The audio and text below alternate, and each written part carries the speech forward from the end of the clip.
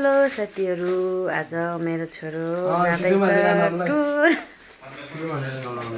यता न मेरो छोरो आज स्कुलदेखि टुर जाँदैछ।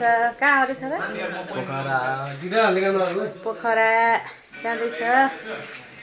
भिडियो बनाउनै मन पर्दैन होला। राम्रोसँग जाने, राम्रोसँग आउने, राम्रोसँग घुम्ने है। ल ल राम्रोसँग जानु है। गइसके मेरो छोराहरू टुर स्कुलदेखि टुर जाँदैछन्।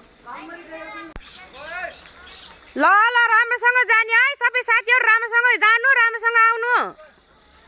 ल ल आफ्नो ख्याल राख्नु। फोन गर्ने है छोरो बेला बेलामा। छोरोले गएदेखि फोनै गर न मम्मीकोमा। गइसक्यो मेरो छोरो। 3 दिनको टुर जाँदैछ पोखरा। अनि अन्त कहाँ भन्दै थियो,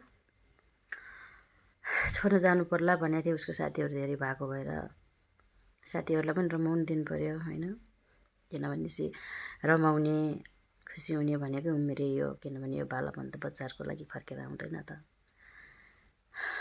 त्यही भएर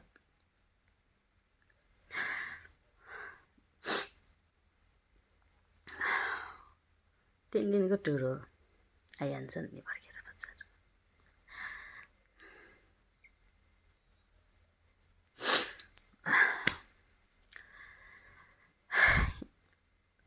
रमाउनु दिनुपर्छ, इन्जोय गर्नु दिनुपर्छ बच्चाहरूलाई।